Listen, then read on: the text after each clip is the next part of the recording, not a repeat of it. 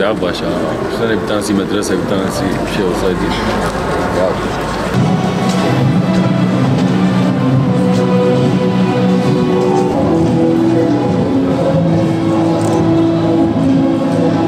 Değerli misafirlerimiz, Kudüs ve Şehadet adlı programımıza hepiniz hoş geldiniz, sefalar getirdiniz. Malum yine bir Şubat ayı içerisindeyiz. Şubat ayı, şehadet ayı, şehitler ayı. Bu ayda nice yiğitler şehadet şerbetini içtiler. Bu asırda ümmeti kurtuluşa ve bağımsızlığa özgür...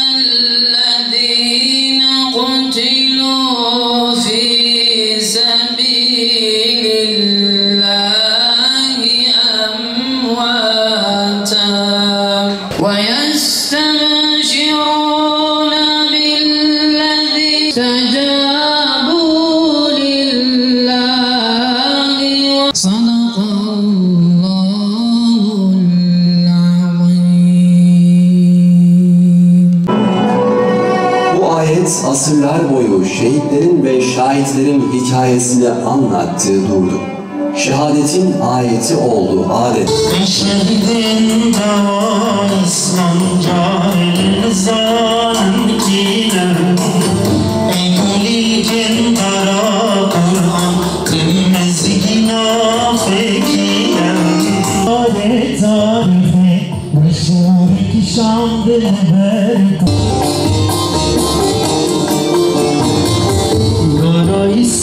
kendini bildin bileli ağlarsın.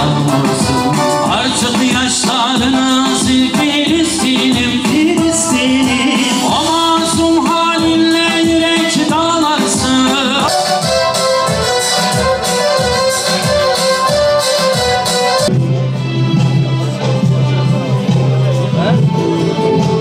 Bu şehadet kültürünü nesilden nesile aktarmamız lazım. Nesilden nesile aktarmamız lazım. Çünkü bizi ayakta tutan budur. Bakın tarih boyunca İslam tarihi, gerek İslam tarihi gerekse Hazreti Adem'den bugüne kadarki İslam tarihine baktığımızda ne zaman Müslümanlar şehadet kültürüyle yoğrulmuşsa Allah Celle Celaluhu onları hep aziz ve serfiraz eylemiş. Ne zaman dünyaya meyletmişse, dünyaya yapışmışsa,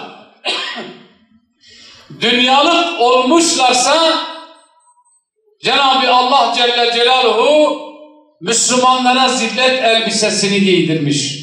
Tarihte iki büyük savaş, iki büyük dönem vardır ki bu en büyük ispattır.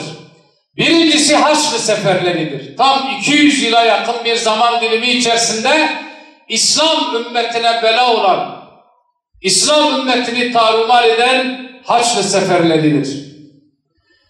Haçlı seferlerinin oluşum sürecine baktığımızda İslam ümmeti paramparça olmuş. İslam ümmeti dünyalık hale gelmiş. İttifak ve ittihatları paramparça olmuş. Herkes birbirine düşmüş. Küçük küçük beylikler, küçük şehirler devlet haline gelmiş. O şehirlerin başındaki prensler veyahut sultanlar, melikler kendi memleketlerini, sultanlıklarını koruma adına Haçlılarla işbirliği yapacak kadar alçalmış ve zillet içerisine girmişlerdir. Tıpkı bugün Suudi Arabistan'ın, Ürdün'ün, Mısır'ın, Birleşik Arap Emirlikleri'nin ve diğer satılmış İslam ülkelerinin liderleri gibi. Zaman aynı şeydir. Zaman değişse de tarih tekrar ediyor bakın. Tarih tekrar ediyor. Ne zamana kadar? Ta ki bir Selahaddin çıkıncaya kadar. Ta ki bir Selahaddin Eyyubi çıkıncaya kadar. İslam ümmetinin birliğini, ittihadını, vahdetini sağladıktan sonra Cenab-ı Allah Celle Celaluhu onlara Kudüs'ün fethini kolaylaştırdı ve müyesser etti. Bu bela ve musibet atlatıldı, arkasından Moğol istilası geldi. Moğolların olduğu dönem de aynı. Müslümanlar birbirine düşmüş, Müslümanlar birbiriyle uğraşmış, Müslümanlar dünyalık toplama hevesinde. Cenab-ı Allah bu defa Moğol kamçısıyla İslam ümmetini uyandırdı, Moğol kamçısıyla. O da nereden bakarsan 200 yıla yakın bir Moğol istilası başladı ki İslam ümmetinin üzerine öyle bir korku saldılar ki hatta rivayet edilir Konya'da sarhoş bir Moğol askeri bir Müslümanı öldürecek ama üzerinde kılıç ya da bıçağı yok, unutmuş. Ona diyor ki burada bekle, ben gidip kılıcımı alıp gelip seni öldüreceğim. Gidip kılıcını alıyor geliyor, o Müslüman hala orada, onu orada öldürüyor. Korkudan bir yere gidememiş. Korkudan bir yere gidememiş. Ne zamana kadar? Ta ki bir Seyfettin Kudüs çıkıncaya kadar ya da bir Sultan Baybars çıkıncaya kadar. Değerli kardeşlerim, bugün başımıza gelen bu bela ve musibet de sebebi budur.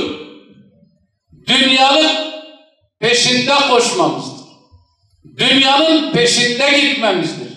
Dünyalık olmamızdır. Sebebi budur. Bakın Cenab-ı Allah Celle Celaluhu belki bugünkü halimize baktığımızda inanın Hazreti Adem'den günümüze kadar hiçbir İslam toplumu olarak bizler bu kadar zelil bir hale düşmemiştik. 2 milyara yakın nüfusumuz var. 2 milyara yakın. Birçok devlet kendi silahıyla övünür. Suudi Arabistan 650 milyar dolarlık silah alacağım diyor Trump'tan. 650 milyar dolar. Ne yapacak bu silahı? Hani bu silahlar nerede? Bu uçaklar nerede? Bu askerler nerede? Bakın.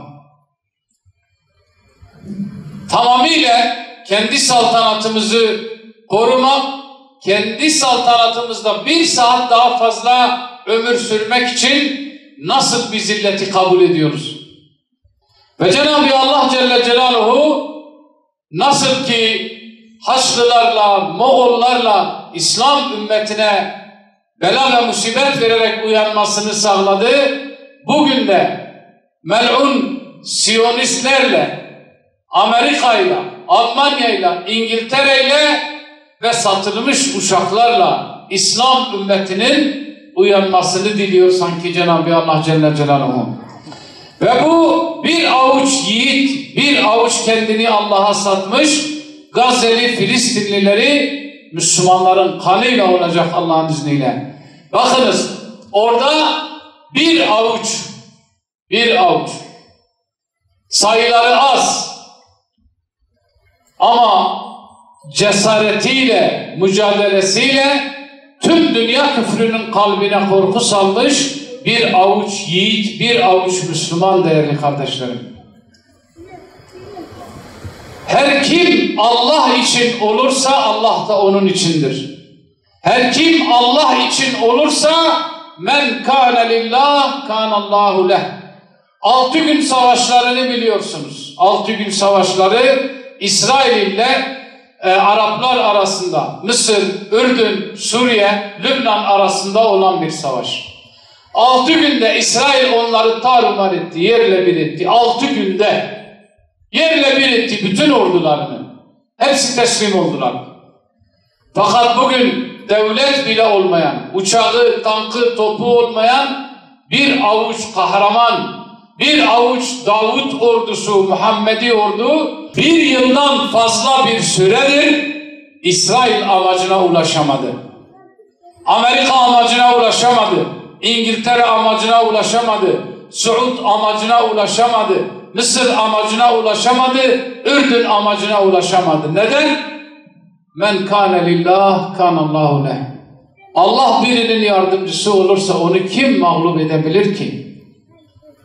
Onun için değerli kardeşlerim, sözü fazla uzatmayacağım. şehadet kültürünü, şehadet bilincini sürekli canlı tutmamız lazım. Bizden sonraki nesillere bunu gerek kanımızla, gerek yaşantımızla, gerek sözlerimizle aktarmamız lazım. Bu kültürü kaybedersek bundan daha beteri başımıza gelecek. Rabbi Zülcelal bizi tehdit ediyor. Men yertedde minkum an dinihi fesevfe ye'tillahu bi kavmin yuhibbuhum ve yuhibbunehu. Eğer siz şehit olmak için gayret etmezseniz, dinime yardım etmezseniz, benim dinim için mücadele etmezseniz, savaşmazsanız, kendinizi yok etmezseniz diyor, öyle bir kavim getiririm ki onlar Allah'ı sever, Allah da onları sever. Ve hiçbir kınayanın kınamasından da korkmazlar. Şehadet bir aşktır değerli kardeşlerim. Şehadet bir aşktır. Aşık olmaktır. Bu aşkı yüreğinde hissetmeyen asla galip gelemez. Hem de öyle bir aşk ki şehit Şeyh Esad Erbilli'nin de buyurduğu gibi nasıl gasleder bunca ateş şehidi aşkı, su ateş, kefen ateş, hem abi hoşguvar ateş diyerekten şehidi hangi su yıkayacak? Hangi ateş onu korkutacak? Hangi su Gazze'li şehitleri yıkayacak? Hangi ateş Gazze'li şehitleri korkutacak ki? Cenab-ı Allah'tan dileğimiz şehadet aşkını kalbimize yerleştirmesidir. Neslimizi, çocuklarımızı şehit olma sevdasıyla yetiştirmemizdir. Allah'tan dileğimiz ayaklarımızı sabit kadem kılması, kendi yolunda razı olacağı bir şekilde bizi de şehitler kervanına katmasıdır. Tabii efendim. Anlaşıldı efendim. Köy ve cami başkanlarının da emrinin üzerine artıracağız. Anlaşıldı efendim. Tabii.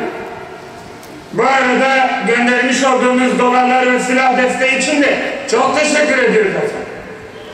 Saygılarımızı sunuyoruz efendim. Bize karşı kim olursa olsun, bize karşı duran genç, yaşlı, kadın, erkek, ihtiyar fark etmeksizin hepsini tehdit edin. Gerekirse ölümü başlarına yakın. Olur başkanım, yıkarız. Bütün köylere bildirardım.